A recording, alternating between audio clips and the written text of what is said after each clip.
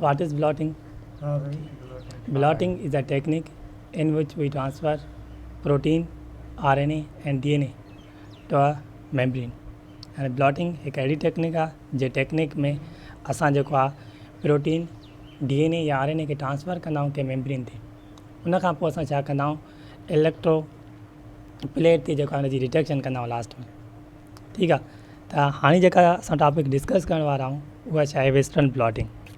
Western blotting is widely used technique for the detection and analysis of protein based on their ability to bind to specific antibodies. Western blotting एक तमामु पखेलियल technique आहे जंहिंमें असां छा कंदा आहियूं protein जी detection कंदा आहियूं, हिन जी एनालिसिस कंदा आहियूं, जंहिंजो बुनियादु छा हूंदो आहे ख़ासि क़िस्म जूं एंटीबॉडीज़ हूंदियूं आहिनि, जंहिंमें असां छा ॾिसंदा आहियूं ख़ासि क़िस्म जी एंटीबॉडीज़ जी एबिलिटी ॾिसंदा आहियूं, बाइंडिंग एबिलिटी ॾिसंदा आहियूं। It was first described by Tobin et al in 1979। इहो पहिरियां यानी वज़ाहत कई वई, डिस्क्राइब कयो वियो कंहिंखां टोबिन एटल खां 1979 में। And has since become one of the most commonly use method in life science research. ऐं यानी हिकिड़ो जेको आहे तमामु आम इस्तेमालु थींदड़ मेथड थी वियो, तरीक़ो थी वियो ज़िंदगीअ जी तहक़ीक़ में, यानी जेका लाइफ ते रिसर्च थिए पई उन में हिकु आम इस्तेमालु थींदड़ इहो तरीक़ो थी वियो। Western blotting is accomplished rapidly. Western blotting जेको आहे यानी तमामु तेज़ी सां इस्तेमालु थिए पई यूज़िंग सिंपल इक्विपमेंट, जंहिंमें सादा औज़ार इस्तेमालु पिया थियनि एंड इनएक्सपेंसिव रिएजेंट्स, ऐं यानी सस्ता असां हुन में रिएजेंट्स इस्तेमालु कयूं पिया, यानी जेके असां रिएक्टेंट वग़ैरह इस्तेमालु कंदा आहियूं, जेके शयूं इस्तेमालु कंदा आहियूं उहे छा हुयूं सस्तियूं हुयूं। It is commonly use laboratory technique. इहा आम तौर ते इस्तेमालु थींदड़ laboratory technique E the specificity of the antibody, यानी जेका हिन में जेका स्पेसिफिसिटी हूंदी आहे या जेका यानी ख़ासियत हूंदी आहे एंटीबॉडी जी, antigen interaction enables to target protein, यानी एंटीबॉडी ऐं एंटीजन जेको हूंदो आहे उहो छा कंदो आहे यानी टारगेट प्रोटीन सां छा कंदो आहे इंटरेक्ट कंदो आहे। To be identified in the midst of complex protein mixture, जंहिंखे असां सुञाणे सघूं था ख़ासि क़िस्म जे मिक्सचर सां, जेको असांजो छा हूंदो आहे हिकिड़ो मिक्सचर हूंदो आहे, प्रोटीन जो कॉम्प्लेक्स मिक्सचर हूंदो आहे।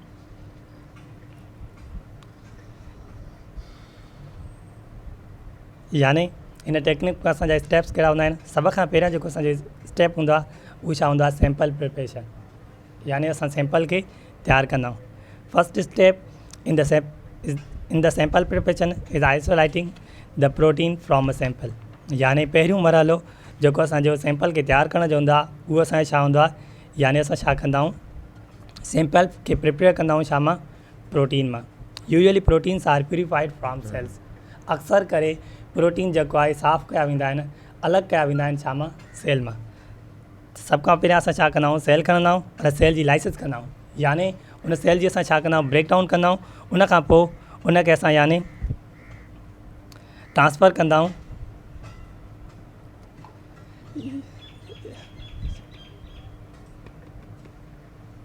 उनखे छा चयो यानी उनखे असां ट्रांसफ़र कंदा आहियूं ट्यूब में, उन जेका असांजी प्रोटीन हूंदी आहे उन प्रोटीन खे ट्रांसफ़र कंदा आहियूं ट्यूब में। Next the protein concentration is determine, उन खां पोइ असां प्रोटीन जी कंसंट्रेशन डिटरमाइन कंदा आहियूं, मालूम कंदा आहियूं। Sample buffer commonly Laemmli life buffer, यानी जेको असांजे सैंपल में बफर इस्तेमालु थींदो आहे उहो छा हूंदो आहे लेमी लाइफ बफर हूंदो आहे, which contain sodium dodecyl sulphate SDS, यानी जेको मुश्तमिल हूंदो आहे सोडियम डोडीकाइल सल्फेट ते SDS ते एंड बीटा मर्कापिथेनॉल BME, ऐं यानी हुन में उहो मुश्तमिल हूंदो आहे छा ते बीटा मर्कोपिथेनॉल ते is added to the sample buffer, यानी उहो एड कयो वेंदो आहे, उहो मिलायो वेंदो आहे उन सैंपल सां, यानी जेको असां सैंपल कंदा आहियूं प्रोटीन जो उन में असां इहे ॿ शयूं ऐड कंदा आहियूं। The sample buffer is the centrifuge, यानी सैंपल बफर खे उन खां पोइ असां छा कंदा आहियूं सेंट्रीफ्यूज कंदा आहियूं। सेंट्रीफ्यूज छाजे लाइ कंदा आहियूं त जीअं जेके असांजे प्रोटीन्स आहिनि उहे हिक ॿिए खां अलॻि थी वञनि। And heated to near boiling, यानी उनखे असां गरम कंदा आहियूं बॉइलिंग ताईं, बॉइलिंग जे वेझो, विच डीनेचर द प्रोटीन, जेको असांजो तोड़ींदो आहे प्रोटीन खे and allows the SDS to bind to the protein, जेको प्रोटीन खे डीनेचर कंदो आहे यानी जेका असांजी टर्शरी क्वाटनरी प्रोटीन हूंदी आहे उनखे प्राइमरी प्रोटीन में कन्वर्ट कंदो आहे ऐं उनखे इजाज़त ॾींदो आहे त उहो सोडियम डोडीकाइल सल्फेट सां वञी बाइंड थिए protein. STS carries negative charge. STS ते यानी नेगेटिव चार्ज हूंदी आहे। Glycerol to make sample sink into wells. Glycerol खे असां जेको आहे सैंपल में ॿोड़ींदा आहियूं and the tris base provide appropriate pH। ऐं हुन में जेको ट्रिस बेस हूंदो आहे उहो उनखे ख़ासि क़िस्म जी pH प्रोवाइड कंदो आहे। The blue dye to visualise the sample as gel. यानी हुन में जेको ब्लू रंग हूंदो आहे, नीरो रंग हूंदो आहे, उहो छा कंदो आहे, उन सैंपल खे ज़ाहिर कंदो आहे जेल जे अंदरि।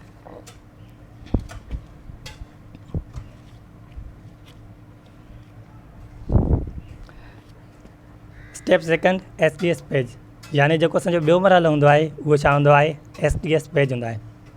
The first step in the STS page is placing the sample. पहिरियों मरहलो जेको STS पेज में हूंदो आहे उहो असां छा कंदा आहियूं, सैंपल खे रखंदा आहियूं containing the protein STS compound, जेको मुश्तमिल हूंदो आहे प्रोटीन ते, जंहिंखे असां छा चवंदा आहियूं, STS कंपाउंड चवंदा आहियूं। In the well on top of the gel. यानी जेको असांजो जेल हूंदा आहे उनजे मथां मौजूदु हूंदो आहे। A molecular weight marker is usually loaded in one of the well. असांजी हिकु मालिकुलर वेट जेका मार्कर हूंदी आहे उनखे अक्सर करे असां लोड कंदा आहियूं वेल में, which determine the molecular weight of other proteins on the gel. जेको छा कंदो आहे, यानी उन में मौजूदु जेके प्रोटीन्स हूंदियूं आहिनि उन जे मालिकुलर वेट खे यानी वज़न खे छा कंदो आहे, ज़ाहिर कंदो आहे। And also the samples are added. ऐं पिणु असां उन में सैंपल खे एड कंदा आहियूं इन द रिमेनिंग वेल्स, यानी बक़ाया जेको असांजो वेल्स हूंदो आहे।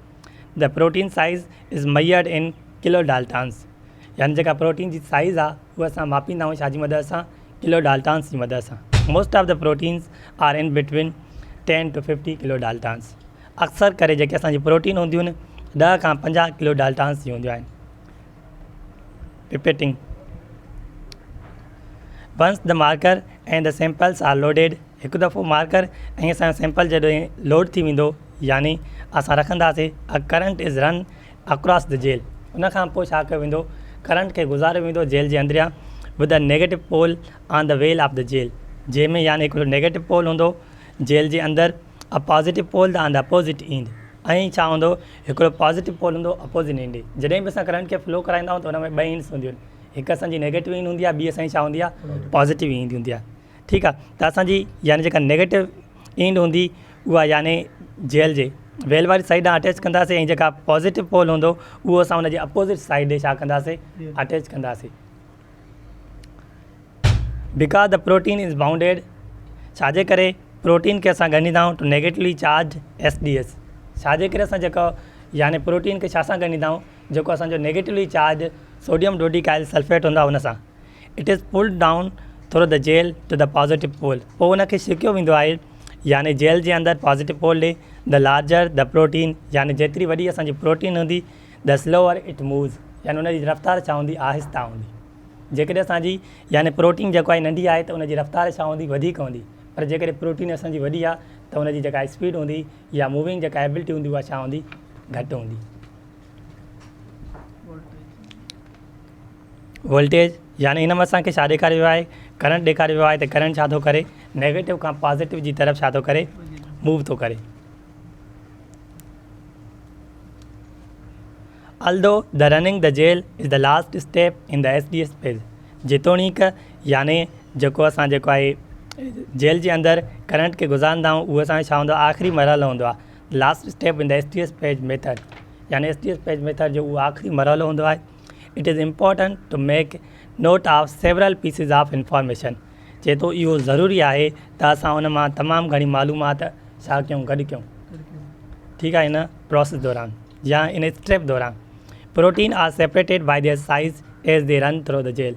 चए थो प्रोटीन अलॻि थींदियूं आहिनि उन मां जॾहिं असां करंट गुज़ारींदा आहियूं त उहे हिक ॿिए खां अलॻि थींदियूं आहिनि, छाजे बुनियाद ते, साइज़ जे बुनियाद ते उन जेल जे अंदरि।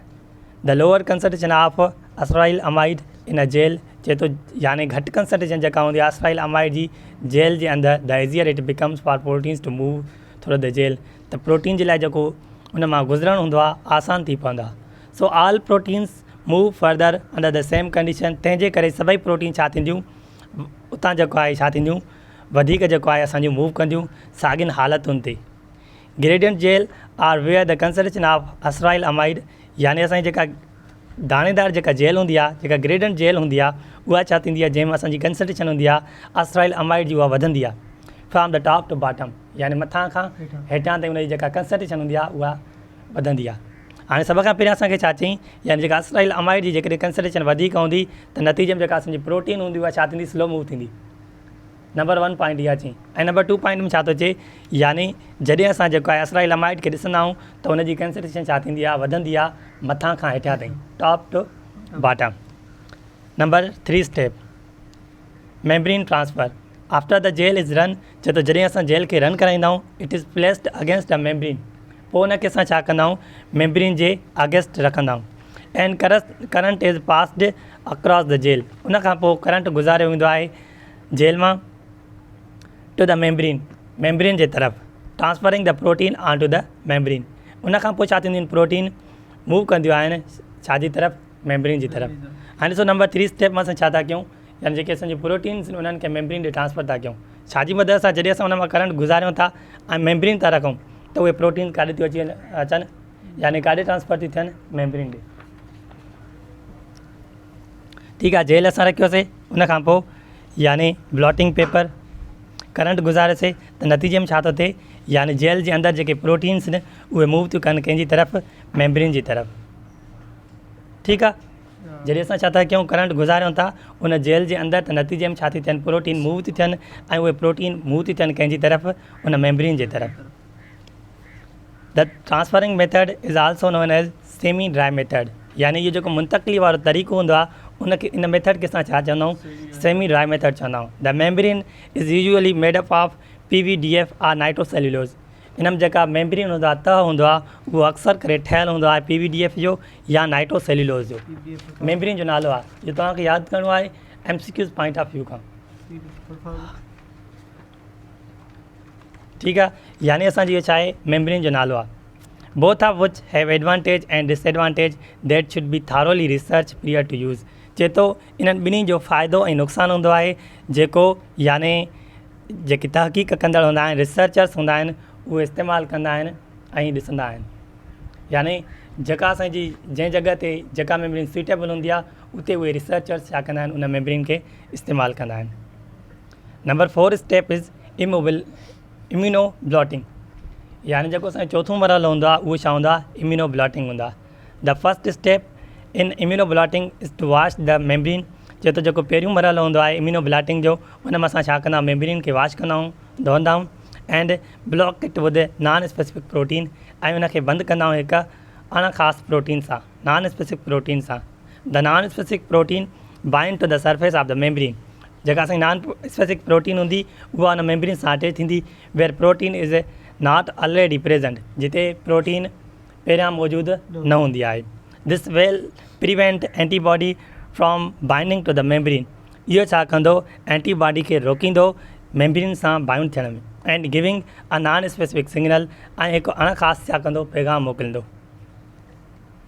Blocking solution TBS 5% non fat dry milk, यानी हिन में असां छा था कयूं, यानी जेके असां प्रोटीन ट्रांसफ़र कयूं मेम्ब्रेन ते, उन्हनि खे असां इमोबिलाइज़ था कयूं, यानी फिक्स था कयूं उन मेम्ब्रेन ते, उन प्लेट ते। Next the primary antibody is added to the solution, उन खां पोइ असां छा कंदा आहियूं, प्राइमरी एंटीबॉडी एड कंदा आहियूं उन सॉल्यूशन में, इन विच मेम्ब्रेन इज़ फ्लोटिंग, जंहिंमें उहो तह छा थींदो, तरंदो।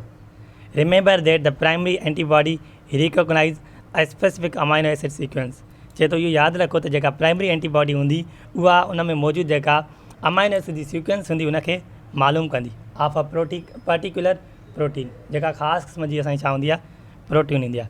Primary antibody denatured protein unfolded form, यानी प्राइमरी प्रोटीन कंदासीं, जेका छा थी, डीनेचर थींदी, अनफोल्डेड फॉर्म में वेंदी।